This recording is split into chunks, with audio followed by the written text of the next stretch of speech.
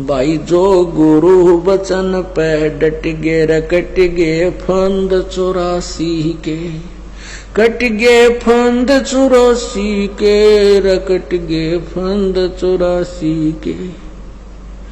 भाई जो गुरु वचन पे डट गे रकट गे फंद 84 के।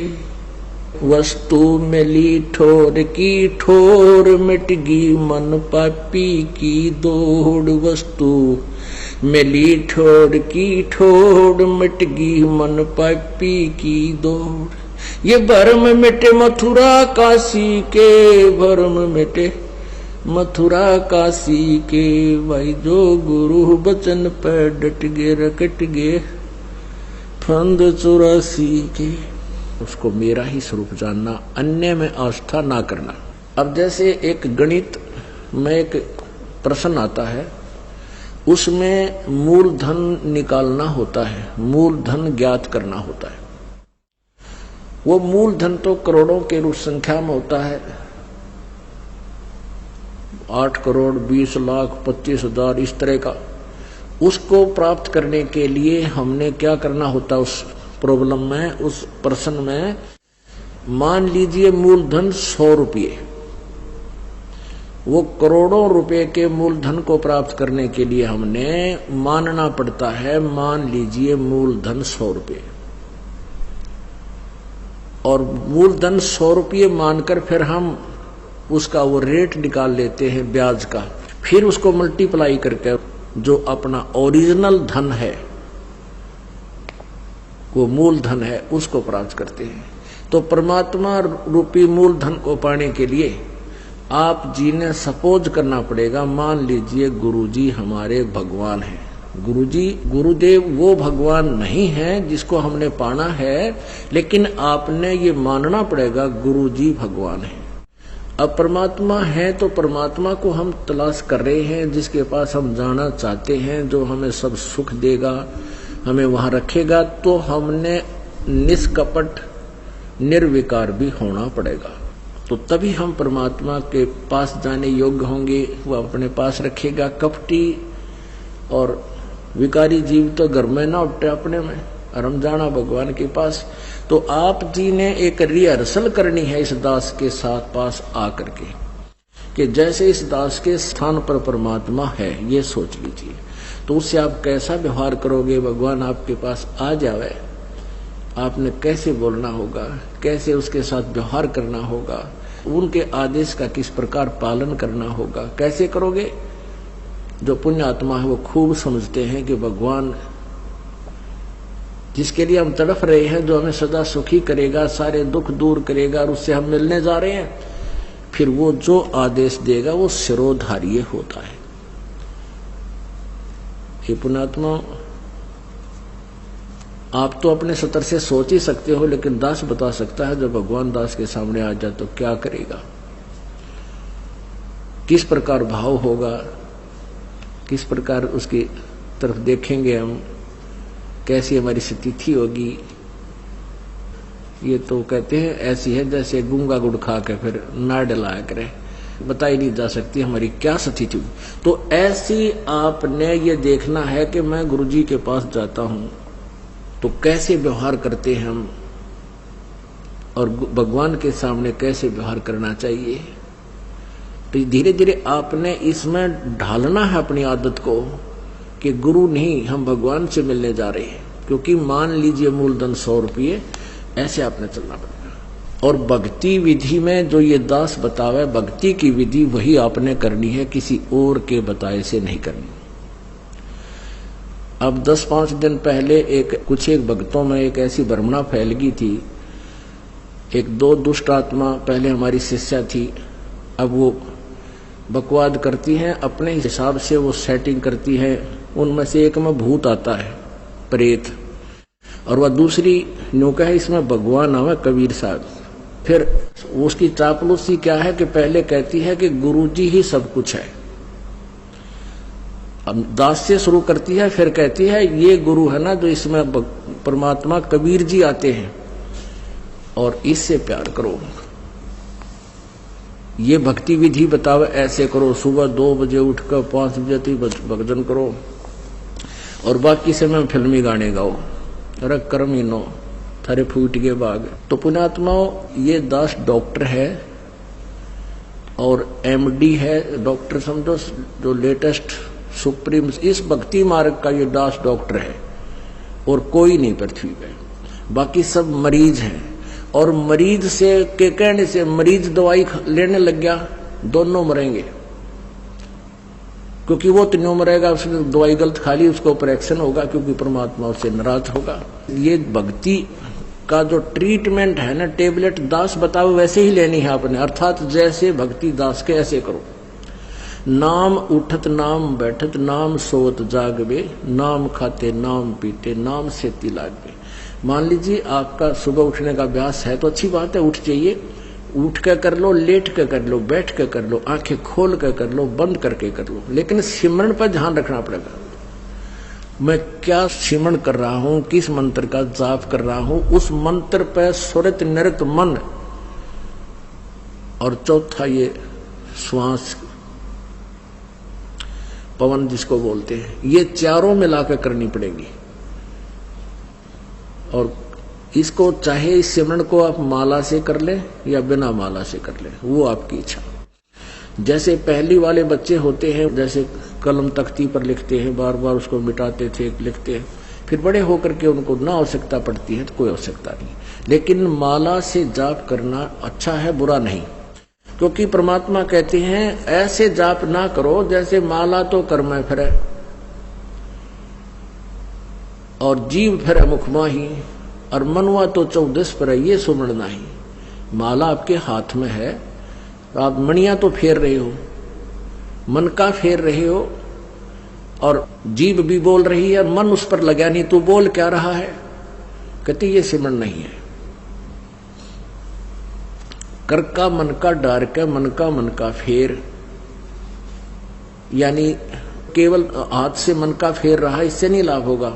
मन को इस श्वास के ऊपर लगा, यानी सांस का, जब भी आप सिमरन करते हो तो आपको ये ज्ञान होना चाहिए मैं बोल के रहा हूं। जैसे सांस सुमन करते हो, बाहर कौन सा मंत्र बोल रहे हैं, छोड़ रहा हूं, उसके ऊपर ध्यान हो मैंने श्वास से क्या बोला। और जप्पा जाप है, ये बोल के नहीं करना, यानी इसको सुरत और शब्द अभ्यास कहते हैं। सुरत और शब्द, शब्द तो ये मंत्र है, ये जैसे बाहर छोड़ा उस शब्द पर ध्यान लगावे, तो सुरत शब्द ये अभ्यास करें। सिमरन जब करे तो आपका नाम के ऊपर ध्यान हो, चित्त हो उस पर, तो वो सिमरन सही है। अंदर कौन सा लिया, क्या बोला, तो ये तो सिमरन है सही। और वैसे आप श्वास चल रहा है, आप ध्यान कहीं घूम रहे हो, कहीं जा रहा तो वो नहीं। जैसे आप प्रथम मंत्र जाप करते हो, उसमें भी मैं क्या बोल रहा हूँ, पहला मंत्र क्या बोला जा रहा है, दूसरा भी, तीसरा भी, उसके ऊपर ध्यान रहे मैं के बोल रहा हूँ। और रह रहकर ये भी कभी कभी याद आ जाए कि आपको ये पता हो कि ये प्रथम मंत्र किसका है, दूसरा किसका, तीसरा, चौथा, पांचवा, ये किस किस देव शक्तियों के हैं, ये भी आपको ध्यान में रह रहकर एक आजीवन आ जाना चाहिए। अन्यथा जैसे बोल रहे हैं उस मंत्र पर अवश्य ध्यान रहे मैं बोल क्या रहा हूँ, चाहे उच्चारण उसको वैसे प्रथम मंत्र उच्चारण करके भी कर सकते हो, लेकिन ध्यान अवश्य रहे, मन मन में भी कर सकते हो। और जो दूसरा मंत्र सतनाम है, इसको केवल श्वास से किया जाता है, उस पर भी ध्यान रहे मैं बाहर क्या छोड़ रहा हूँ, अंदर कौन सा ले रहा हूँ। 2 अक्षर का होता है ये सतनाम, 1 अक्षर बाहर छोड़ना होता है, 1 अंदर लेना होता है। तो मैं क्या बाहर छोड़ रहा हूँ, क्या अंदर ले रहा हूँ, कौन सा मंत्र मैंने जाप किया है, उस पर चित्त रहे, वो शब्द रहे, सुरत शब्द, उस शब्द पर या सुरत रहे, ये ध्यान रहे, इसको सुरत शब्द अभ्यास कहते हैं। ये दूसरे नकली पंथाड़े कहते हैं सुरत और शब्द का ध्यान करें, 2.5 घंटे सुबह, 2.5 घंटे शाम में बैठ जा को लूसा गाड़ गए, और फिर कहते अंदर शब्द सुनना है, ये सुरत शब्द अभ्यास है। अरे झूठा ज्ञान ध्यान कहाँ ला रे, तेरा ज्ञान ही व्यर्थ है, तुम ढूंढ कहाँ रहे हो, ये बाद में जा चतुराई है।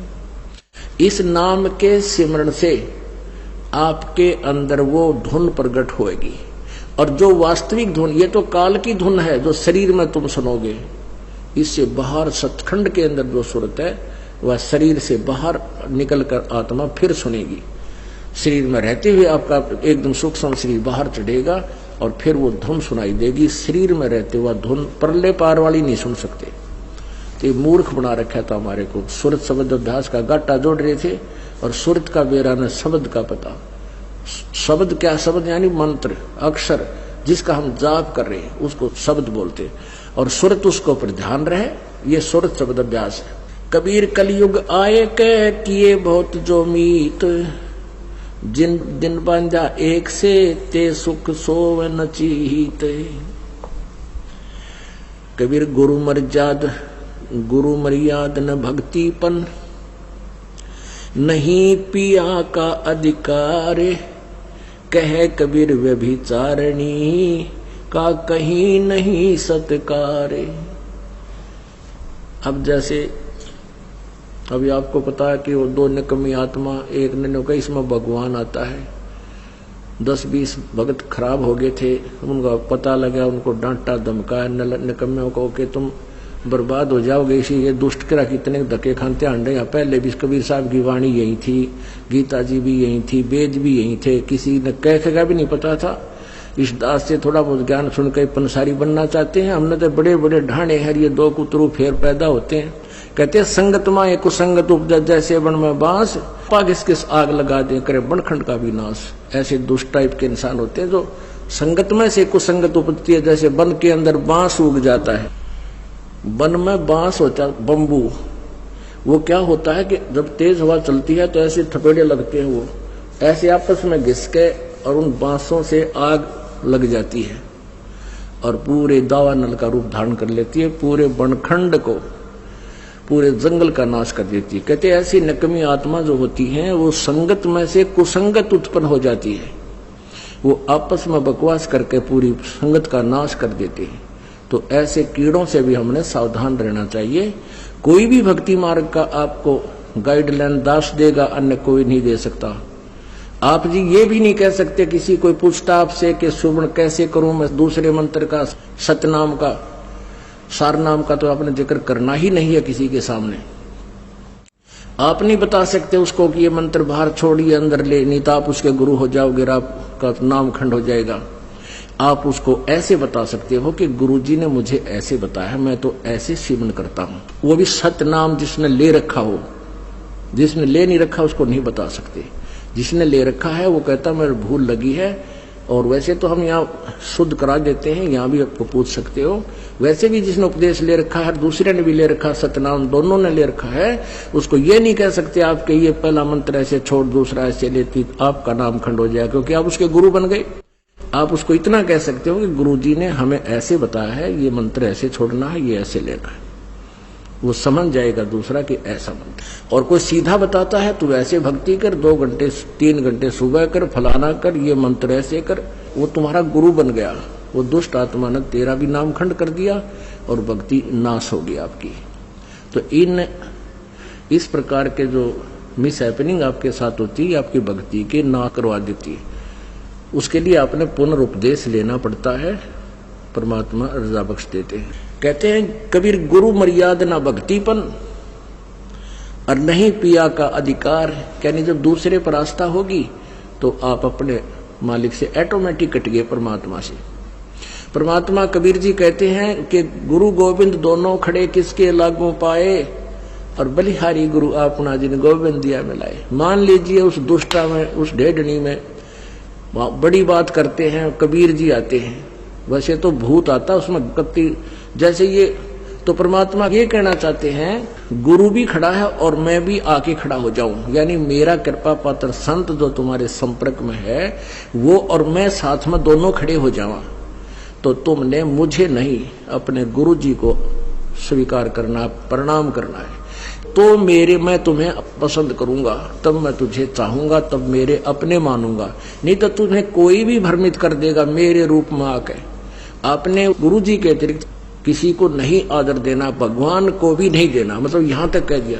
जब उस मान लीजिए उस दुष्टा में कबीर जी आते तो भी मना करते हैं कि नहीं तो गुरु जी को भी मानो, और जो दुष्ट आत्मा उनके पास जाते हैं वो तो उनको भक्ति नाम का अंश नहीं, उनका भट्ठा बैठ गया। तो ऐसे हमने कहते हैं जैसे माता गर्भ को रख यतन बना और ठेस लगे तक क्षीण हो जाती रही, ऐसे भक्ति जा। जैसे किसी बहन को मुश्किल से गर्भ रहा हो कई वर्षों में, फिर वही जानती है कि किस प्रकार इस लाल को, इस बच्चे को परिपक्व करना है। सपने में भी डर लगता है कि कहीं करवट बदलते समय बालक पर दाब ना आ जाए, मेरा गर्भ खराब हो जा। कितनी चिंतित रहती है, ऊंचे नीचे पर पैर ना टिक जा, भगवान कहीं खान पीन में ऐसी गर्म वस्तु ना खा लूं जिससे मेरा बालक खराब हो जाए। तो इतना डर कर आपने इस भक्ति रूपी गर्भ को प्रफुल्लित करना है। जैसे माता गर्भ को रखे यतन बना और ठेस लगे तो छन हो तेरी ऐसे भक्ति जा। नारी कहावे पीव की रहे और संग सोए, जार सदा मन में बसे खसम खुशी क्यों होवे। देख कितनी गहरी बात बताई दाता ने। नार कहावे पीव की, और कहते हैं रहे और संग सोए,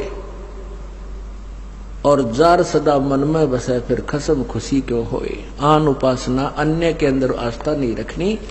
जैसे परमात्मा कबीर जी आए थे, 64 लाख शिष्य थे उनके उस समय, उन्होंने कभी नहीं बताया कि मेरे शतान में किसी और में भगवान आवे है, उसमें जाकर पूज लो। अब उन दुष्टा ने के बका रखे ये बालक कि गुरुजी ने कहा है कि तुम ऐसे करो और ऐसे करो और उसको भगवान मानो, और गुरुजी का अगर नहीं बताना नहीं वो नाराज हो जाएंगे। इन मंदबुद्धियों ने यह भी मान ली गुरुजी का आदेश। पीछे से 10-20 दिन यह बकवास चली थी, अब सेट हो गया। गुरुजी का मेरा आदेश, और मेरे सामने आप कहो कि क्या आपने ऐसा बोला है और मैं नाराज हो जाऊंगा, यह भी स्वीकार होगी। तो ये ऐसे कुसंगत होती है, वो बर्बाद करती है उन्हीं को जो मंद बुद्धि होते हैं। नहीं तो ज्ञानवान तुरंत सोच लेते ये कोई बात है। इतने दिन हो गए गुरुजी ने, 15 साल हो गए मैं नाम देते न, किसी को ऐसा कुछ कहा नहीं, कोई ऐसी दोगली बात करी नहीं। तो उन दुष्टों ने ऐसी चाल चली कि गुरुजी का आदेश बता दिया, सब बेचारे 10-20 ये उनके द्वारा बताएगी क्रिया करने लगे, तो हमारे उसे खत्म हो गए भगवान के अकाउंट से। अब उनको पता लगा, सभी अपना क्षमा याचना कर रहे हैं। 10-20 खराब हुए थे, फिर सेट हो गए, उनको नाम दे दिया। तो परमात्मा कहते हैं कि एक तरफ तक गुरुजी मुझे कह रहे हैं और फिर दूसरे के पास आस्था रख रहे हो, तो उसके विषय में क्या बता रहे हैं कि नार कहावे पीव की और रहे और संग सोए। आस्था किसे में और नकली गुरु किसे मान रही, ऊपर ले मनते। और कहते हैं जार सदा मन में बस है, आस्था तुम्हारी दूसरे में हो गई है तो फिर खसम खुशी क्यों होए। वो परम पिता परमात्मा धनी हमारा क्यों कर राजी होगा। कहते हैं सेज बिछावे सुंदरी अंतर पर्दा होए, और तन सौंपे मन दे नहीं कदे न सुहागण होए। अब जैसे यही एक अभी ये मोटा उदाहरण था जो अभी ये घटना हुई कि मुझे तो गुरुजी कहे आस्था दुष्ट ढेटनी में दुष्टा में, तो क्या बताते हैं सेज बिछावे सुंदरी यानी आत्मा और अंतर पर्दा होए, अंदर दोष रखे, अंदर में आड़ बना ली। और कहते हैं तन सौंपे मन दे नहीं, यानी शारीरिक तरीके से तो यहाँ आकर नमस्कार करें और आत्मा उस दुष्टा में। ये 10-20 से बिगड़े थे, वो सेट हो गए। अभी 10-1 दिन ये पता नहीं अंडरग्राउंड कैसे एकदम आग चल पड़ा था सिस्टम। तो दास को पता चला, जब उनको बता दिया कि तुम्हारा सब कुछ बर्बाद हो गया, तो उन प्यारी आत्माओं ने बहुत दुख हुआ इस बात का कि हमारा तो सारा नाश कर दिया उस नालायकों ने। ऐसे बहुत से झटके आएंगे, लेकिन ये हमारे ये परमात्मा का बाग किसी से बिगड़ नहीं सकता। ये तो पूरे ब्रह्मांड में छावेगा। ये बड़े बड़े ये टीरी खा ये ढाने हमने, ये बड़े बड़े पंथ बन रहे, ये नए कुतरू आगे थोड़े हमारी संगत को खराब कर सकते हैं। परमात्मा कहते हैं जब तुम भक्ति करते हो और पतिव्रता पद पर रहते हो, यानी 100 वर्ष तो सतगुरु पूजा एक दिन आन उपासी, वो अपराधी आत्मा भाई पड़े काल की फांसी। 100 वर्ष तो आप वो साधना कीजिए जो दास आपको बता रहा है, और एक दिन आन किसी के कहने से आन उपासना कर ली, कहते वो अपराधी आत्मा फिर पड़े काल की फांसी। वो साधना आपने किसी और के बताई हुई नहीं करनी है। और जब आप पतिव्रता पद पर रह करके साधना करोगे, पतिव्रता पद का मतलब है केवल एक ही गुरु और दूसरा पृथ्वी पर नीचे भगवान भी आ जाए। ये मालिक कहते हैं गुरु गोविंद दोनों खड़े किसके लागू पाए, उन्हीं का आदेश है। इसीलिए है कि आपको ये काल और अपने दूतों के द्वारा हमारे रास्ते से भ्रष्ट कर देता है। फिर कुछ दिन आपका पुण्य आपके साथ होता है, वो पहले किया हुआ जो इस सत भक्ति का, तो वही आपको देता रहता है। आप सोचते हो मुझे कुछ हानि भी नहीं हो रही है, गुरुजी भी त्याग दिया है और मैं अब साधना भी अपने हिसाब से ही कर रहा हूं। तो पिछला पुण्य जब तक चलेगा, वह बैटरी जितनी चार्ज होगी थी, चार्जर हट गया, चार्जर हटा देने से बैटरी फिर भी काम करती है, इन्वर्टर के पंखे बल्ब फिर भी जगते रहते हैं, लेकिन आगे चार्जर ठीक ना लगने से फिर एकदम सभी आपदाएं आएंगी, सभी बल्ब भी बंद हो जाएंगे, चश्मे ट्यूब बंद हो जाएंगी, पंखे भी नहीं चलेंगे क्योंकि वो डिस्चार्ज होगी। तो परमात्मा कहते हैं 100 वर्ष तक सतगुरु पूजा एक दिन आन उपासी, वो अपराधी आत्मा फिर पड़े काल की फांसी। और पतिव्रता पद पर यानी अन्य की कोई आस्था नहीं रखनी, केवल ये दास जो बताओ वही साधना आपने करनी है, उसी तरह नियम रखने हैं। कहते पतिव्रता जमी पर जो जो धर है पांव, और समरस झाड़ू देते है ना कांटा लग जाए। आपके जीवन रूपी सफर को परमात्मा आपके पाप कर्म रूपी कांटों को ऐसे बुहार देगा, साफ करके रखेगा, कहीं मेरे बच्चे को, मेरी प्यारी आत्मा को ये कर्म रूपी कांटा दुख ना दे दे। कहते समरस झाड़ू देते है पति भरता, फिर ऐसी जो आत्मा जो एक परमपिता पर रुकने वाली, सच्ची श्रद्धा करने वाली, अपने जीवन रूपी सफर पर पग रखती है, तो समर्थ झाड़ू देत है, कहीं ना काटा लग जाए। बोलो सतगुरुदेव। और बात तेरे काम न आवे, तू संतो शरण लाग रे, के सोवे गफलत में बंदे, जाग जाग नर जाग रे जाग।